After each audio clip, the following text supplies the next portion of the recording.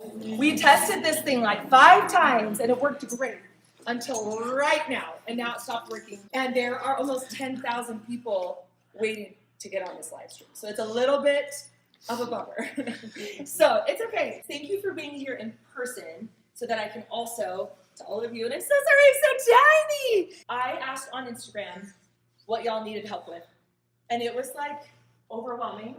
But what's cool is we're all overwhelmed together. Everybody was kind of saying the same thing. So I thought to myself, if I could just sit you in a chair for 1 hour and just give you a few little things, if you did nothing else, if you listened to nothing else of me for a whole year, but just did these few things, what would make the biggest impact on your year? And that's what I'm gonna teach. So we're gonna cover the 3 most important areas of your life that I find if you work on fixing the overwhelm in those areas, that they make the biggest difference all around in your whole life, are budgeting, productivity, and cooking and meal planning. I'm gonna tell you my story. In case you're wondering, I've always been like this. I've always been very extra. I call myself a maximalist, meaning I'm the type of person that just really wants it all. I want to go shopping, and I also want to have lots of money in the bank, and I want to go on trips, and I also want to stay home, and I have found that to be a little bit of a difficult personality sometimes when you also want to be organized and want to budget and all these other things. None of the things I'm going to teach you come naturally to me. It's not in the personality. This is my personality, sparkly cups and jazz hands, not like accounting and organization. And I want you to know that because I feel like if I can do it, literally anybody can do it. Another weird thing about me is I've always been cheap. So in college, my friends got really mad because I wouldn't want to go out to eat. I would just want to make food at home, which I thought would set me for life. I thought if I was cheap, if I was frugal, that would be enough. And I learned pretty quickly that it wasn't, because I got married. Bubba and I had this little townhome, and then an opportunity arose for us to build a house.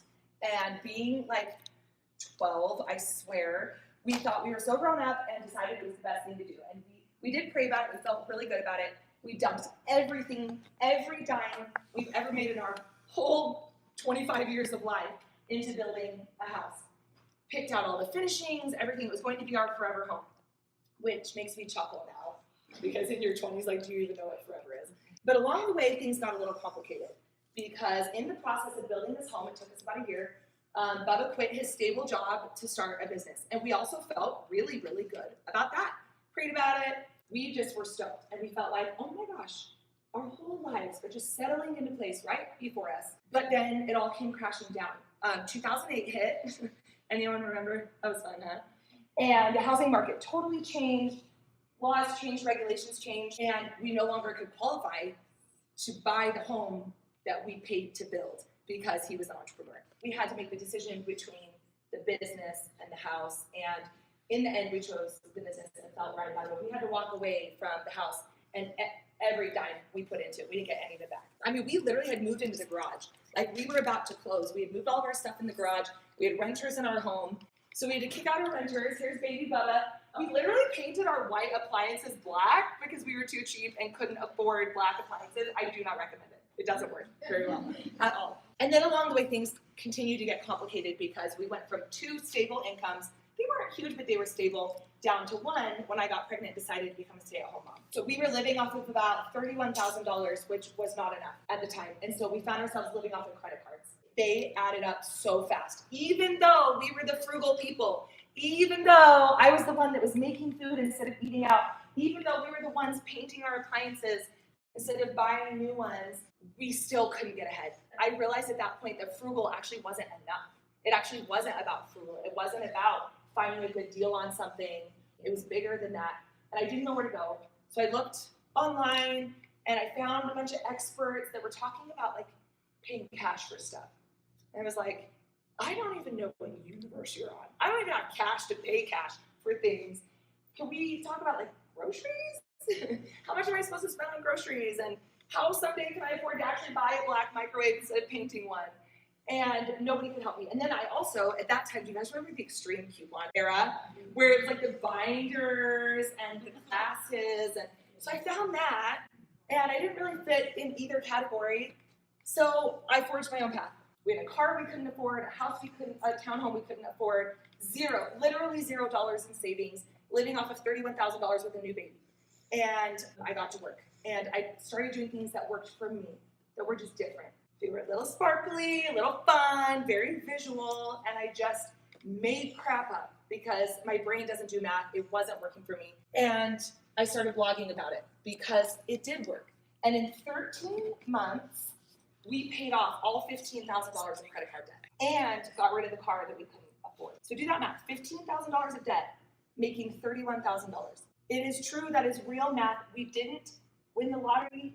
We don't have trust funds. We do not have rich parents. What I discovered is that it's actually not about the money. It's not about the dollars. It's about the lifestyle. It was about the food I was cooking or wasting. It was about the clothes I was wearing or not taking care of. It was about the overwhelm in my life with my baby and my home, and whether I had the capacity or the energy to set some goals and like stick with it. It was about whether I was having fun and enjoying life, or whether I just woke up like miserable and trunchbull grumpy every day. And that's what it was about, not the dollars and not the bank account. So I started blogging about it because I felt like nobody else was talking about this. I guess I will. And I felt major imposter syndrome, especially when in time things really started taking off, and it totally freaked me out. You know, I just kind of caught this blogger wave, and I found myself doing national TV segments all over, everywhere from Today, Australia, to Rachel Ray several times, and everything in between. And all along the way, I just kept thinking, like, guys, I don't actually know what I'm talking about. I just am in the trenches with you, and I don't know any of these things, but it works for me. And I found myself almost like fighting against teaching people because I felt like I wasn't qualified. And eventually I realized it makes me perfectly qualified because we are literally sitting at the same sticky kitchen table together.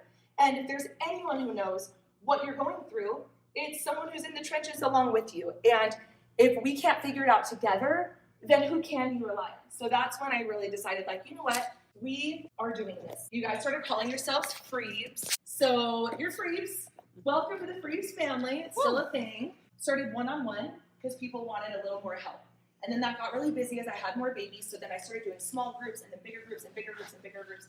And then I was like, I'm just going to put this online so that you can just stay at home in your pajamas and just watch it. So I made Budget Bootcamp. It was the process that I would take with someone if I worked with them one-on-one over the course of a couple of weeks, like sitting down with their budgeting and looking at their lifestyle and all that other stuff, and then I just put it online. As time went on, I had more babies. I jumped on Instagram, YouTube, a few other things, and I started getting more and more questions about time management and productivity, which again, imposter syndrome was a real big thing. I have raging ADHD, a lot going on. I feel like I'm 5 steps behind all the time, which I feel like sometimes makes me perfectly qualified to talk with you guys about it because misery loves company, right? Next thing you know, the same exact process led me to my second course, which is Productivity Bootcamp. Years go on, I start a second blog called Shelf Cooking because, spoiler alert, I also hate cooking. And I also respect it more than almost anything else in this world. Because again, it's not about the dollars in the bank account. It's not about how many hours in a day you have to get these huge projects done. It's not about how clean your house is. It's about a feeling. It's about a lifestyle. It's about goals. It's about joy. It's about love. It's about memories. And a lot of times, this is what keeps you from those things. The food that you throw away, the food that you buy in the drive-thru, the food that doesn't get eaten, that is what's keeping you from your dreams and your goals. And for me, it is so not about the food. It's about the fun. I'm a yellow. It is all about the fun, if you guys know the personality code. So I became really passionate about teaching the things I was doing about meal planning and frugal cooking. Along the way, I also developed some baby products. We don't have Maury June anymore, but wanted to give her a little shout out. That was really fun. And then now, it's just called The Page Company. And that is my overarching brand that covers, and our 3 main pillars are the budgeting, the productivity and time management, and frugal cooking. Because again, I truly believe that if you can improve those 3 things, even 2%, 1%, 5%, 50%, your life will be changed forever. And I really don't mean that facetiously or lightly in any way. This is my story. I'm just a mom to 8 kids. I have mac and cheese crusted on me just like you do. I have a pile of laundry and a pile of bills just like you do. I have sleepless nights and really long days like you do. So maybe our story is different, but it's also exactly the same. Or maybe you don't have kids at all. Maybe your story is the same as mine because at some point we've connected, whether in this class or whether online or whether on YouTube, or maybe you've connected with other freaks without even noticing it. Or maybe you helped me. Every product I have, you guys designed. Do you know that? I don't think a lot of people know that. Every planner, every product, and every course, you guys told me how you wanted it. You chose the covers, you chose what you wanted in there. You are a part of the story, whether you realize it or not. Maybe you're an exhausted mom. They can't keep your eyes open. Twins are a trip. P.S. They're the best.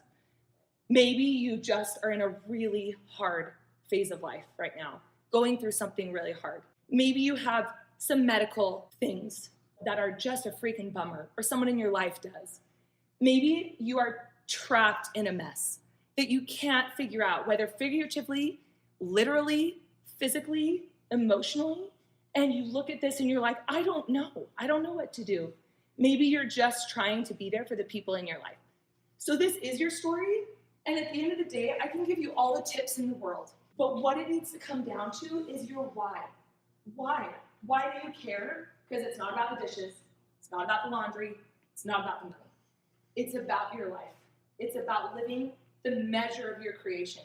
Today's the last time you're ever gonna have today. And then tomorrow's the last time you're ever gonna have tomorrow. And then the next day, and that can be a scary scarcity mindset, or it can be super empowering and exciting. But I promise you, life is short.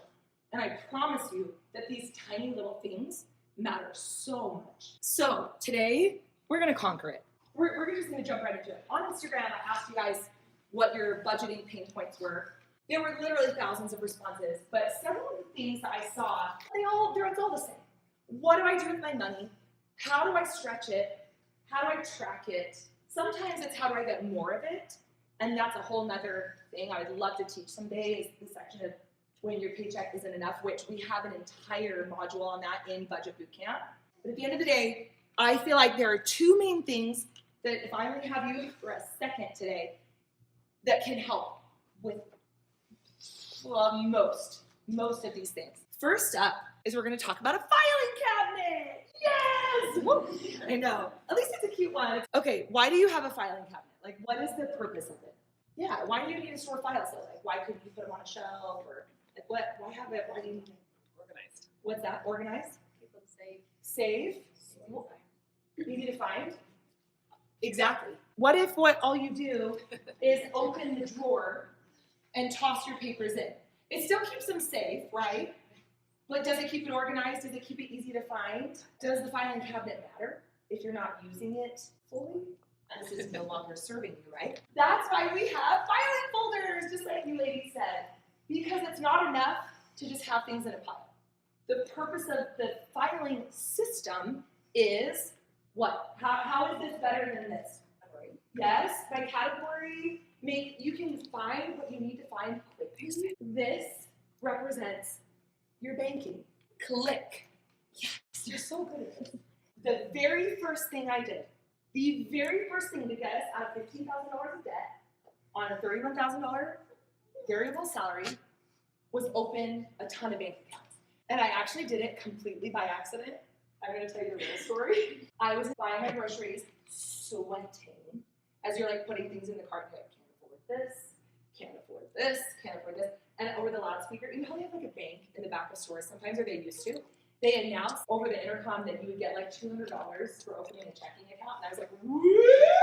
And I just totally abandoned aisle 6 and went straight to the bank. And I was like, I heard that you'll give me grocery money if I open a bank account with you. And I did, right on the spot. And they plopped $200 in my bank account. And it like swung me that month. And so then I did it again, the next month and the next month. But in the end, it was the best thing I've ever done. Because I had to put money in that account in order for it to be active. And sometimes I even had to auto draft money every month. And it completely changed our lives. I'm telling you, the more bank accounts you have, it's like a file system versus 2 open drawers, savings and checking.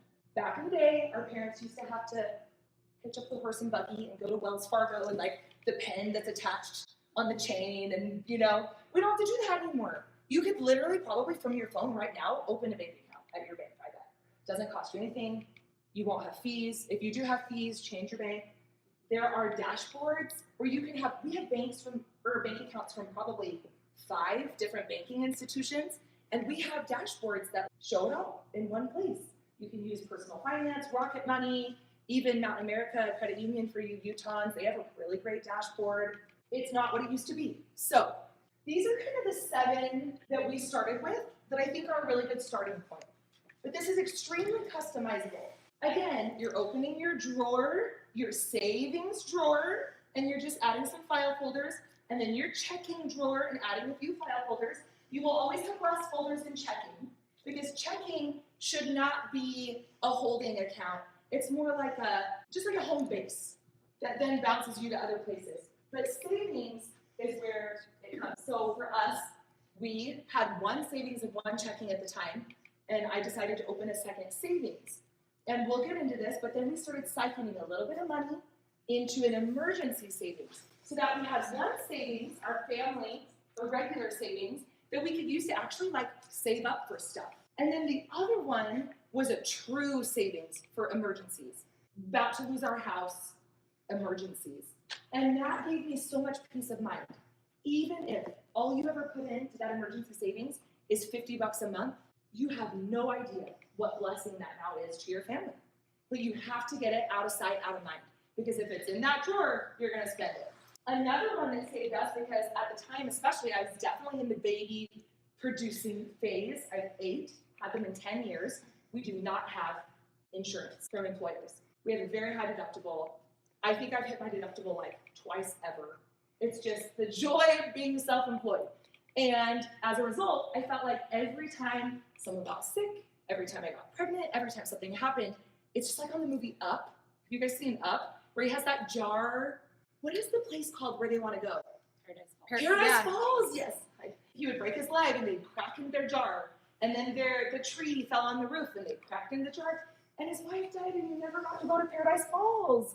Don't let that happen. That's what these are for. So we eventually opened up an actual HSA account, which is, it's actually any money that's in there you're not taxed on. It's really cool. You can get it through your employer, banking institution sometimes, like a credit union or a bank. Sometimes you can even just get it through your insurance. But look into it. We are just self-insured, and we were able to open an HSA. What's cool, so you get a little debit card, and everything, a pharmacy, even in some point like a massage, depending if it's medically necessary, certain treatments, you use your little medical debit card to pay for those things. It swipes straight out of this account where that money sitting in there is tax-free. You just need to do your research, because there are some that are kind of shady. Like if you don't use the money, you lose it at the end of the year. Those are bad. But look into that. That is definitely one that I recommend. Slush fund. It's just like your coin jar. At the end of the month, you got a little extra money. We're talking like, I don't care if it's $5. Slide it into your slush fund, because it adds up. It adds up. What are you going to spend it on? Wendy's? Throw it in. Eventually, someday, you'll have $1,200 sitting in there. That's a trip to Disneyland for 4 hours. Anymore. You laugh because you have a big family too.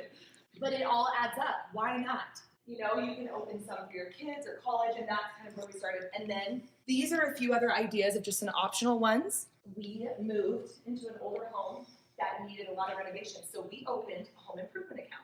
And we just set a little bit aside every month. It could be a percentage of your income. It could just be a flat $50, $100, whatever, $5. And so when I know, if I'm like, okay, I'm ready to redo our basement, I want to paint our basement, I go to the account and I look, do I have enough? No. You gotta go a little bit farther. And then I can make some decisions. Would I rather take a little money out of our slush fund and do that? No, probably not. How are we looking in savings? Do we have 3 to 6 months to live off of? 6 to 12 months to live off of? If we do, maybe I can consider putting a little bit more money in here each month. It allows you the opportunity to see your filing cabinet in an organized way. So go home today and open at least another bank account. And I'm going to urge you to open a few more. All right, so first step is 7 bank accounts. The next thing that you can do today that'll make a huge impact is what I like to call the 70% rule. Is there anyone here who's self-employed or has like a variable income in any way? Yeah? Probably like a third of us, maybe half. For the last 14 years, we have had an unstable income. Variable because we're self-employed. As you know, 1 month could be feast, 1 month could be famine, or 1 season, or 1 year. So how the hey-ho do you possibly budget? How do you do that when the numbers are always changing? I couldn't figure it out. I created this, and it's changed everything. Because when you budget off of percentage rather than dollars, you never have to do the math again. Because a percentage fluctuates with your income. So this is the second thing we did pretty quickly that completely got us out of debt, and eventually in year 2 and 3 built up our savings, and by year 5 we were able to get into a home, like a bigger home instead of our little town home that we had greatly outgrown.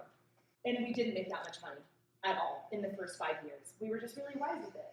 And we budgeted off of percentage. So here's what I recommend. The first step is, you don't have to answer this, but I want you to think in your head right now.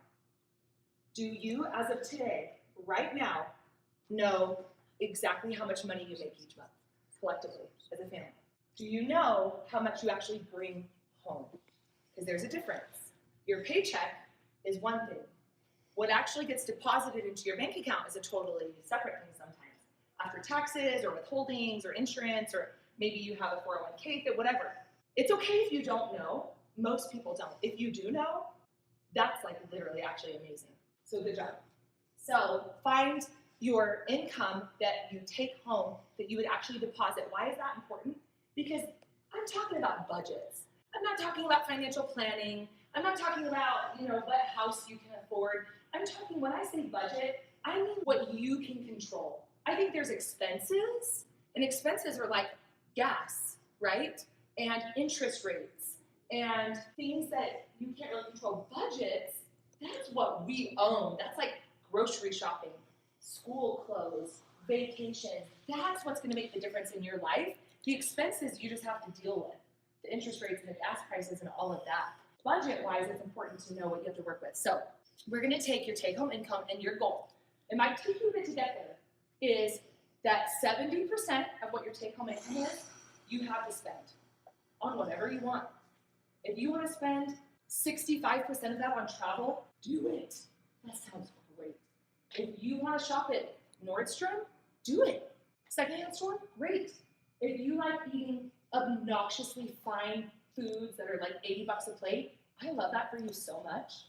Or if you're like me and you're just like, I kind of just eat to live, food is so annoying, give me the box mac and cheese, please, I'd rather go have fun, that's great too. I'm not going to tell you how to spend your money because I don't know you. I don't know you. And I think it's your life, your way, right? So just set some boundaries. You have 70% and the choice is then yours. Now, if your paycheck is so tight you can't get down to 70%, then you got to either cut some expenses or increase your pay. Eventually, the goal could be even to spend less than that. Because the less you spend, the more you have for bigger things in the future. So 70% is for spending. But let me go back and say that that's on everything. Your bills, your mortgage, your utilities, your shopping, your vacations, anything you spend money on, 70%. 20% should go into savings. Now remember, this is your take-home income. So you might already have money being pulled out of your paycheck for some form of savings. That's awesome. I want you to do more. So 20% to savings. And then that's where the split can come in. You want 3 to 6 months cushion just sitting in your family savings account at all times.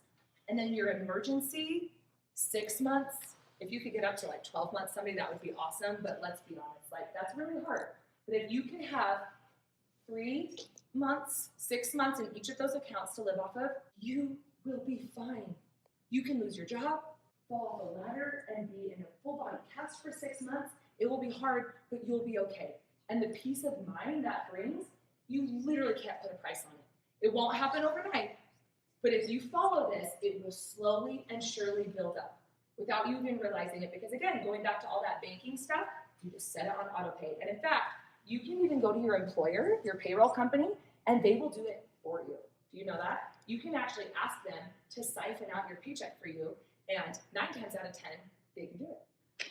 And then the last is up to you. Some people tithe that money.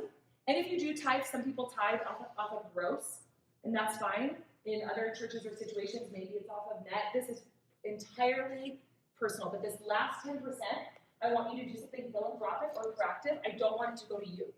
I want it to go to your kids' college. I want it to go to your someday retirement, and maybe you invest it, and that's where you build and grow your wealth. If you have debt, savings isn't really going to do you much good. I'm going to say that. If you have credit card bills, then get like $1,000 in your savings just to have something, but you have to pay off those credit cards because it will always win. That savings now is worth nothing because you're spending more to have the savings than you would if you would just put that toward the credit card debt. So if you have credit card debt, you could use this extra 10%, put 30% toward credit card debt and just slam it as fast as you can. And then what you do is with this 70%, which is like the main focus, you just have to start making some decisions. You got to sit down and you have to do the math and say, okay, how much do I deposit into our bank account every month? How much do we have to spend? What is 70% of that? And then you write out every expense you have, starting with the necessary stuff that you can't change. Your mortgage, your bills, utilities, insurance, debt payments, and how much is left. Do you have anything left? Okay, if you do, that's great. That's when you make choices like, oof, okay, then with what's left, how much do we need for groceries? How much should we be spending on eating out? How much should we be spending on movies? Things like that. That's where you have to make some decisions. If you don't have enough, find ways to make more money, cut back on your expenses, different things. And in budget boot camp, I've already spent way too long on this, but these are the two most important ones. We'll fly through the rest. In budget boot camp, I literally walk you through this. I actually do the math for you in budget boot camp. We have this spreadsheet thing that we built where you plug in your numbers. We like spit it out for you. And we help you see whether you're in like a healthy range or spending too much. It's very customizable because it's impossible to do it here in 1 hour, and I don't want you to feel overwhelmed. A big question was, how do we track our budgets? So there's lots of different ways. I don't have time to cover it today. I do have a budget planner, which right now for today and tomorrow, if you buy any planner at all, I will give you budget boot camp. It's $150. You can just have it for 30 days. That's enough time to go through the whole thing. Just go through it. I just want you to have it. And so you could buy this budget planner, and it has all the tracking. It even shows you each month how to break down your 70%, 20%, 10%, all of that. So that's an option. Otherwise, there are so many options. Just keep looking until you find what works for you. But do know, and this is for everybody online too, you can use the code MASTERCLASS, all caps, to get 15% off of any planner. So any plan, even our little kid and teen planners, just buy it, burn it, I don't care, and you'll still get a boot camp for free. You can choose budget boot camp or productivity boot camp. Okay, now we're going to talk about productivity, and I'm going to fly through these. So of two things that I could teach you today that would completely overhaul your productivity. Now, I want to clarify one thing. To me, being productive does not mean doing more, necessarily. It really doesn't. To me, it means doing what you need to do more efficiently, just better, so that you can do what you want to do more frequently. That is productivity. Productivity is not just about getting the shiz done. It's about getting the shiz done so you can go play it, so you can go make memories, so you can go live a full, rich existence. That's productivity. We all have to get stuff done. You got to fill your car with gas. You got to feed the people. You got to dress yourself. You got to clean your house at some point. That's the need to do, have to do. Why do we do all those things? You bang through them, you make some systems, get that overwhelm down, increase your capacity so you can fill that with joy and fun and love. That's why we're productive. Okay, and this is a way to do it. So in any given day, does this feel like your brain? Like, splat.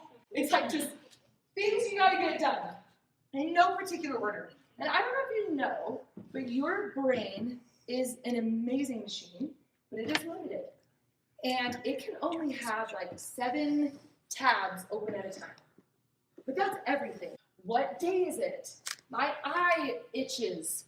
Also, where's my kid? And what are we gonna eat for dinner? So if you can only really have 7 tabs open before your brain starts going like, and feeling like we all do, what the heck do you do with the rest? You have to actually get it out of your brain, or your brain is overloaded like a slow computer. We've all had the computer, that's probably what happened today, I'm sure, that has too many things open, and then nothing works well. You have to close out some tabs.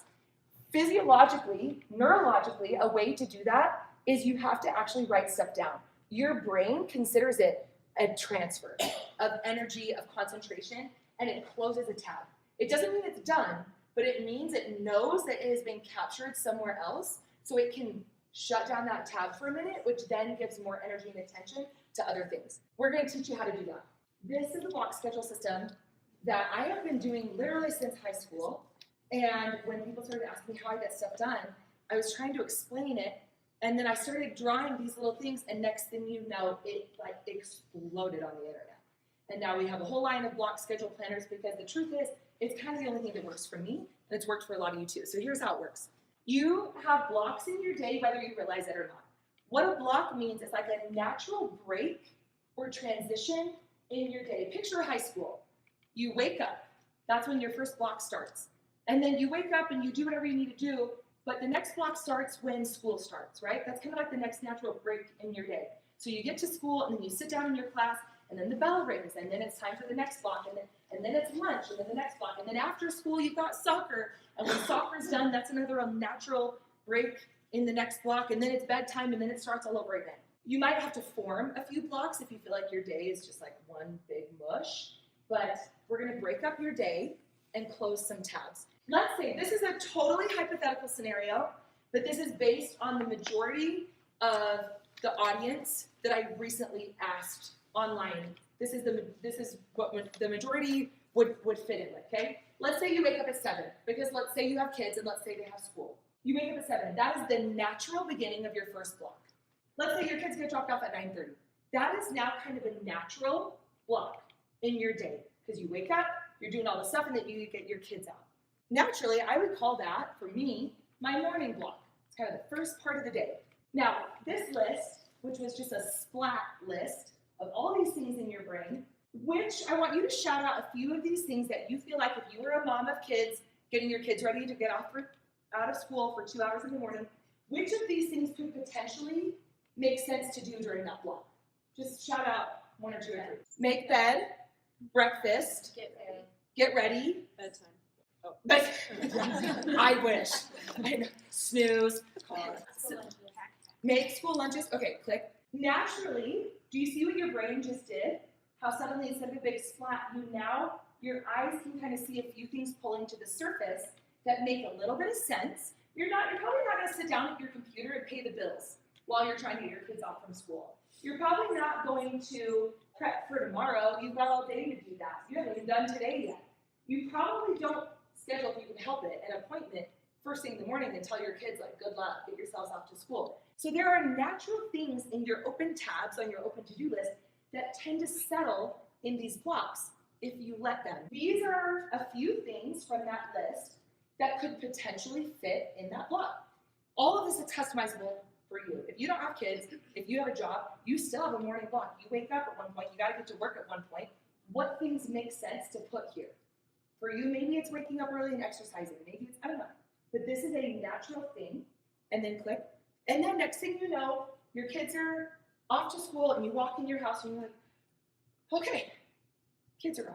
All I have is my little toddler. Now what? And now it's time for the next block. And let's say the next natural break is 12:30 when you need to feed yourself and your child. Maybe that's your lunch break at work. Maybe that's when your child goes down for a nap. But there's a natural break. And usually blocks, I recommend you keep them between 2 and 3 hours. I wouldn't go more than that. And I wouldn't go less than that. Never do an hour. The exception is if you have a 1 hour break for lunch at work, because you could really focus on that 1 hour at work. Aside from that, you're micromanaging your day. Don't do it. You've got to have a cushion because life happens, you get interrupted. You need more than an hour or else you'll always feel like you're just never getting anything done.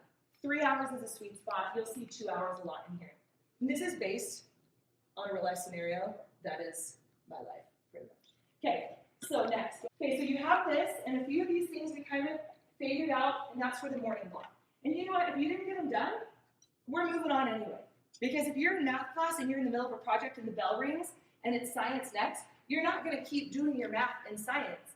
Or else, guess what? You're not going to be paying attention in science and you're never going to catch up in science. And then you're just in debt to yourself all day long. Does anyone feel like that? So you prioritize. And when that bell rings, I'm actually going to prove to you. Where's my phone? Oh, is it? That's it? It's shattered. I knew it was mine. The back is like, ugh. I have probably 20 alarms on my phone, and I literally will have an alarm go off, just like it did in high school, to tell me that my block is over. I'll give myself a 30-minute warning so I can prioritize and wind down, but sometimes you just gotta slough stuff off if it doesn't get done. Next block, for me, I had decided like there are days where I just need to get out of the house, and I gotta like run to the post office or run errands, or if my baby wants, if I want to take my kid to a play place, or if I want to meet up with friends, or if I have an appointment, or it's my block to just like get stuff done around the house. By the end of the day, I'm done. I do not want to scrub anything at 7 p.m. I don't know about you. So this, for me, is what I decided would give me my block to get out of the house. Anything out of the house that needs to get done, or the things around the house. And so let's go back to that list. Shout out 1 or 2 things that you feel like could be done at the house or around the house. Play dates. Yeah, play dates. Clean whatever room. Yard work, clean whatever rooms. So these are a few things, like going to the gym. For me, it's too hard for me to take all my kids to the gym in the morning before school, and that's where I like to exercise. So I've decided I gotta find a gym class or an exercise regimen that fits in that block, or else it just doesn't get done. So again, you pluck out a few things from your to-do list, put it where it makes sense, and then so on and so on. So the next one is, now we've had lunch, click one more time, and I have babies that nap still. But if you don't, maybe that's your block to kind of rest. Because guess what? 3:30, what happens after 3:30? It is like, go mode, right? Like no joke for mom. Do you feel exhausted? Do you feel overwhelmed? When do you have a minute? When do you? So let's go back. And for me, this block, let's say it's anything that needs to be done on a computer, anything work-related if you work from home, or anything that allows you to kind of like rest and recoup for a minute. So click one more time, click again. Here's a few examples. That could be scheduling appointments, paying bills, signing up. Maybe that's the soccer registration. Maybe it's signing up to volunteer for class party. This is when I read my emails. This is when, because my babies are napping, or if they're not napping, they're kind of resting. And that's when I sit down and at my computer. That's working from home. This is my block that like my kids know. Mom disappears during the work block. I am all in because the second 3:30 hits, my computer's shut for the rest of the day. My team knows that, and it's very obnoxious. So I just have to set those boundaries for myself. Maybe that's when I catch up on social media. P.S. Schedule it. Schedule it in, or else you're going to be on your phone all dang day. I almost just swore, but I didn't. I'm so proud. You have to schedule it in. Okay, so click again, and then show, so here are some examples of things that during that work block, rest block, or like, you know, computer, sit at my computer at home block that you can get done. And then we'll plow through the rest. So let's say the next natural progression is the kids are out of school at 3:30, and then in the evening for us, we don't have a lot of natural breaks sometimes because every night's different. Because this kid has to go off to soccer, this kid gets picked up, this kid's just home. So I have to kind of make my blocks in the evening. So mine is a 3-hour block, so click again. And we just call that the after school block. Click again, Lucy, thank you. So first thing is like homework and snack. This is when at 4 o'clock an alarm goes off to remind me to prep dinner. Because we all know if you try to prep dinner at 5 or 5:30, it's like tyrants. It does not work. And I kind of do that in the kitchen while they're doing their homework, asking them about their day. This is when, if the kids are free and they want to hang out with friends, I tell them they have this block to do it in, and not at night, especially on the school night. You know, different things. That's when the kids will get their chores done, whatever. Okay, and then next is, we felt like we didn't have a lot of dedicated family time, especially as our kids get older. So we tried to schedule it in. And this isn't perfect. You have to adapt this, and every day might be different. You might have an A-B schedule. You might have a schedule that's like, well, these are my working days. These are the swim team days. And that's fine. Make a different block schedule for every day. I don't care. Just make one. It doesn't have to be a one-size-fits-all. And that's why we create these planners that are daily planners. We also have weekly ones, which helps a lot too. But this block is an important block because this block determines how tomorrow goes. I'm just going to tell you right now, this block should be a prep block for your whole family. The kids pack their lunches, They figure out if they need something for school. They make sure their uniform is clean. They lay out their clothes for the next day. You're filling out your blocks and your planner for the next day. You're thinking ahead so that, and so that you can just be done. When that last bell rings at 9:30, I literally announce to my family, I'm like, Mom's clocking out. Do you guys ever do that? I'm off duty. You're on your own. And I turn on New Amsterdam right now. It's so good. I eat my nachos every night. Every night I melt nachos, and I do whatever the heck I want. I don't work because it had its turn. I don't clean the house. It had its turn. I'm annoyed with the kids. I'm done with them. They had their turn. And this also is a time that is very important for you to intentionally schedule in with your loved ones, your partner, your spouse, because otherwise, where do they fit? So that's important too. So at the end of the day, click again, of all these things, instead of it being a splat in your brain, one more click, give it a chance. Close the tabs, put them in their place. P.S., one more thing I want to say, I would never expect that you would get this much stuff done in a block. If you get like 3 things done in a block, you are rocking it. These are just examples. Don't feel like you have to, that's where priorities come in. Maybe you will. Sometimes I literally write things down in my block just so I can cross them off because it feels so good. Like, brush my teeth, yes. You know, it feels good. It really does. That does something in your brain too. So I want you guys to try that starting tomorrow. Do you guys promise? Now, click one more. How do you block schedule? You could literally take a piece of paper and draw lines if you want. We have a free printable that we'll email to everyone who's registered. We have block schedule planners, a whole variety of them, and that's what the kid and teen planners are too. If you think this is good for you, I dare you to try it on your middle schooler. I dare you. Or your high schooler if they will. It will literally change their lives. But these daily ones are designed exactly like this. They're just vertical instead of horizontal, but you could go either way. Or we have a weekly version where you can look at your whole week at once. And there's also goal setting and budgeting and stuff in here too. But it's laid out like this, so you have less blocks. This one you had 6 blocks. I think in these you have 7. Do we have 7? Maybe 6. In these you more have 3, and I divide it into morning, noon, and night, or like morning, midday, and night. Just a little bit simpler. That's why we design these, and we have a free printable. Otherwise, just do it yourself. Just do it. That's all I ask. You promise? You're gonna try it? Okay. Next. Okay. Productivity. If you're gonna do one thing starting today, you're gonna give yourself a job. Raise your hand if right now in your life you have any sense of overwhelm of any degree. I felt that. I'm with you. Okay, I think that was 100% of people, including the cute youngins over here. So what? Are we just supposed to just be overwhelmed? Is that like how God created us?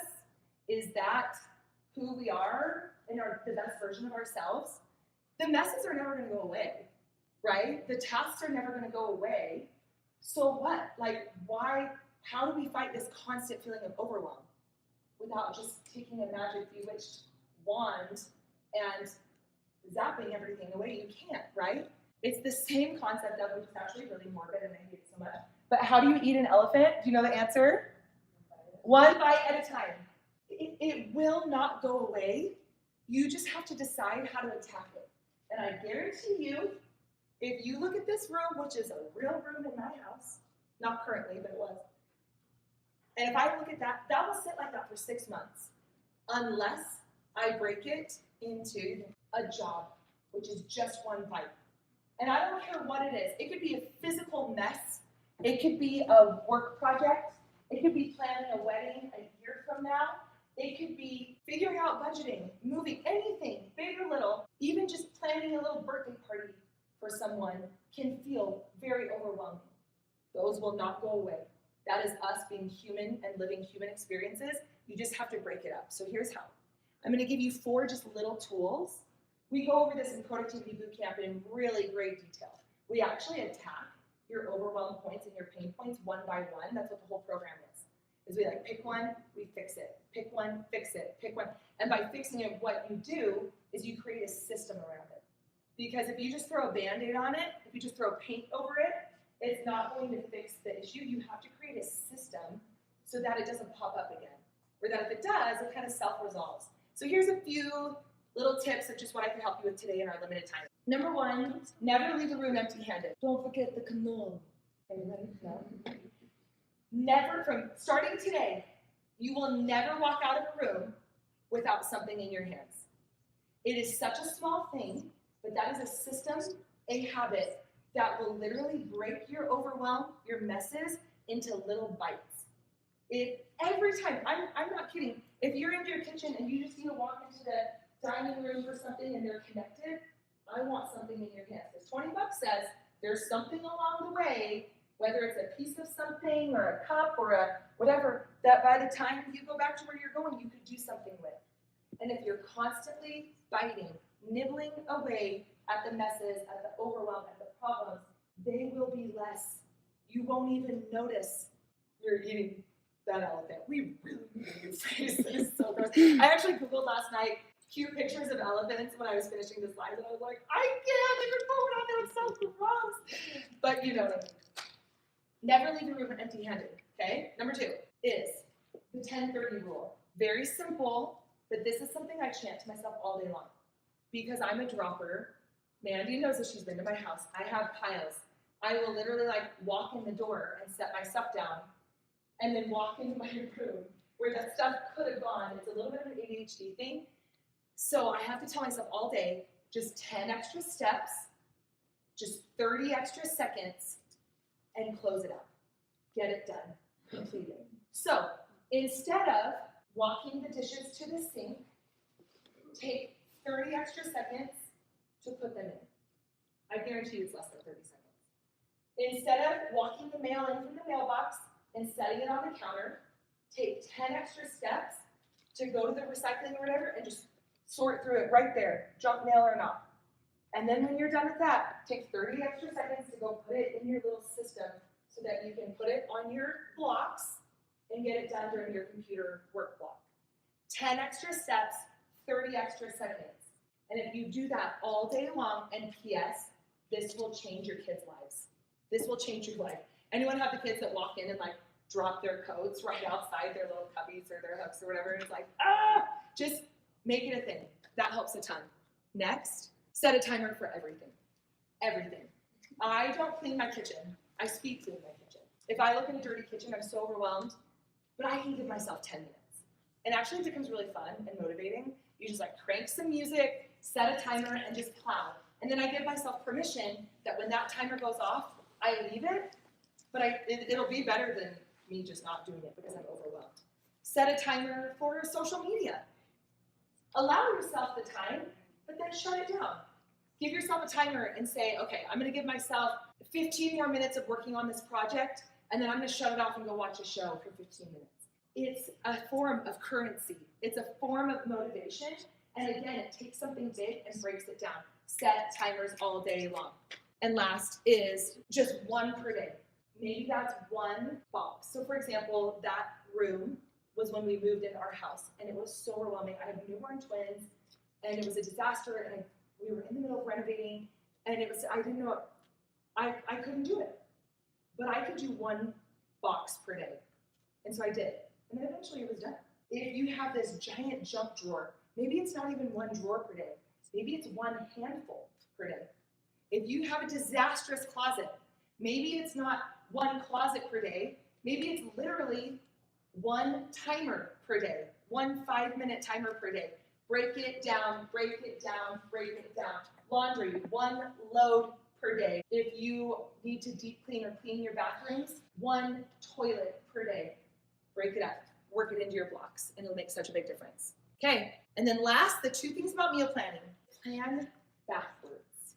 Meal planning is important because, again, this helps a lot with budgeting, helps a lot with productivity. I want you to think in your mind right now, if you had a little extra money to do one thing that you really wanted to do, buy the thing, visit the thing, experience whatever, I want you to think of it and like picture it in your mind right now. I promise you, you can do that if you start with one. Because I can almost guarantee that for probably 90% of the people watching and in this room, that this, again, is what's keeping you from those things. It's not the money in your bank account. It's not your budgeting methods. It's your food. Most of us spend more money on food than we do on our mortgage, and we actually don't even know. Between eating out, throwing food away, school lunches, all of that, groceries, and I just don't think we need to. So, meal plan the right way and you'll save so much money, and it's not about the food, it's about the life, it's about the experience. So step one is, here's how to meal plan, and it is backwards from what they tell you. The way they tell you is, you go to Pinterest, you like print out a recipe, you go buy all the things for the recipe, you maybe make it or maybe not. You use like half or less of whatever it is you bought. You don't eat the thing, you don't eat the leftovers, you end up throwing most of it away. What you're gonna do instead is you're gonna start with your fridge. So tonight, when you're trying to figure out what to make for dinner, open your fridge. We are now entering the game of Chopped. You guys ever watch Chopped? That's what you're gonna do. You're gonna open your fridge. And fridge first, because anything in your fridge will go bad fastest. Start with your produce drawer, start with your dairy. What do you have? Just look. You got stuff, I promise. I promise you got stuff. Take it out. Sauces. Do you have any veggies? Do you have any leftovers? What can you do with it? And then go to your freezer. Maybe you've got some meat. Yes, you can thaw out meat quickly. Yes, you can cook meat from frozen. Yes, there are ways. And then your pantry for supplemental things like grains and rice or pasta, maybe potatoes, maybe canned things that you can add to it. A few ingredients can make a masterpiece. And by masterpiece, I mean something at least semi-edible that my kids will not complain about, which to me is a masterpiece. That is how you inventory. And then that's what makes you decide what to cook. And then the last one is, when you shop for supplemental ingredients to support what you have on hand. Don't just go shopping for a recipe. When you shop, the majority of your budget, I dare say 70%. 70% should go towards stocking up on things, not on things you need to make right away. So that 70%, like Macy's right now is having a case lot sale. So I noticed that they have like their canned tomatoes on sale and a few things. So I spent the majority of my budget on those so that when I need to shop my own pantry and make a meal based on what I have, I've now spent 50 cents a can on those tomatoes instead of $1 or 80 cents a can. That's how you save money on groceries. It doesn't matter what you cook. It matters what you cook with. You really can make a lot with a little creativity. I know that's very complicated because a lot of you are like, yeah, but how? I have a whole blog, shelfcooking.com, totally free. I have so many YouTube videos. There are so many resources that we have made at PageCo that are completely free that can help. We do also have a cookbook that I don't have here. It's out there somewhere. Yeah, you want to go grab it? That teaches you how to do it because the majority of the recipes in there are actually choose your own adventure recipes. I don't know if you know that. Oh my gosh, you have one! Yay! That's so good. So in there, it's like build your own soup recipe. And it literally is like a choose your own adventure. Remember those books where you like choose whether you did this or that and you flip to a different page? So it's like, okay, you need a protein. What proteins do you have in your house? Oh, you should probably add, thank you. So this is Shelf Cooking 101 so that you have everything you need in here. It has like 20 pages of substitutions. It has, so that if you don't have an ingredient you need, you can figure out what you do have to substitute for that ingredient. Here's the choose your own adventure recipes that I love so much. Oops, I just passed it. So for example, like build your own salad, build your own salsa, build your own muffins. You choose like your sweetener, pasta, lasagna. If you have a handful of these, you will learn how to shelf cook. And then of course in the back, I have like over 100 of my favorite recipes that mostly use what you would have on hand anyway. So there's this. I think we'll give you a code on these too. That masterclass code will work on these too if you want, 15% off. Otherwise, just go to my blog. I swear there's so many resources out there. So click again, and then we're going to talk about food boundaries that can help with this. I'm going to give you a few. Food boundaries are little tiny rules that you're going to set starting today on the food in your home. This is not about restricting food. This is not about control. This is not about calories. This is about logistics. As humans, we have boundaries everywhere all the time. We can't just walk into a grocery store and grab. So for one, in our home, we had to set a rule. If it's in a wrapper, you can't eat it in our house. Because, does anyone ever go to Costco and buy those little like goldfish packets and the fruit snacks? How fast do those go in your house when you had, so like in one day, a box of 40 fruit snacks is gone. It's like $18 for a box, you know? So we had to make the decision because my kids were literally eating us at house and home. If it's in a wrapper, that's for out of the house. That's for snacks in the car, snacks at church, school snacks, road trip snacks, soccer snacks. But otherwise, when you're at home, here, I have all these drawers in my fridge. I have all these bins in my pantry, whatever, that's free reign. Apples, string cheese is an exception because that is in a wrapper. But like applesauce packets, no. You can open the dang thing and pour it in a bowl, sucker, because that is a fraction of the cost. Eat the applesauce. Don't eat that. Don't eat that little like squeezy thing that's like $2 a pack. You know what I'm saying? Granola bars? No. Here, let me lead you to these homemade protein balls that I keep gallon Ziplocs of in the fridge. Same. Fraction of the price. So set some boundaries. Get those wrappers out of your house, I challenge you. For us, the snack window closes 45 minutes before or after a meal. This has saved us greatly because if my kids are snacking and then it's time for dinner, do you think they're going to eat what I made for dinner? No. And do you think that'll make me motivated to cook ever? No. We'll have all these leftovers that'll never get eaten. So literally I call out, I'm like, 5 minutes till snack window's closed, come get your snack. And they'll come to our little like fridge drawer and they'll grab whatever, apples, and we have cheese, and I have sandwiches, like peanut butter and jelly sandwiches. They can have an apple and peanut butter, whatever little snack they want, but once 45 minutes hits, no more, because I want them hungry for dinner. And then after the 45-minute window is important too, because if they don't eat at dinner because they don't like it, but then I let them go snack on what they want, you're not doing yourself any favors. So that's another boundary, food boundary. Another one is only grocery shop 1 time per week, no matter what. That creates intention, it reduces impulse buys, and it forces you, in a loving way, to stick with your budget and use what you have. Because if you're in the habit of just running to the store 2, 3, 4 times a week, why would you ever be motivated to like substitute or shelf cook or play chopped in your own kitchen? But if you know, you're like, oh my gosh, I am in the middle of chicken Alfredo and I don't even have cream. How am I going to do this? Chop, baby, it's fun. Figure it out. Google it. Go to my book. I don't know. Go find a jar of red sauce and be like, plot twist. We're not doing Alfredo. I don't know. Find a substitution for it. There's actually a lot. You can use milk and a thickener, and it's a whole thing.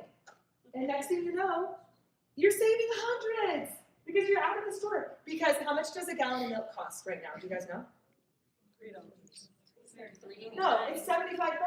Because you go in for a gallon of milk and you come out with $75 of stuff that you don't need. So that adds up. And then the last example of a food boundary is please schedule an eating out.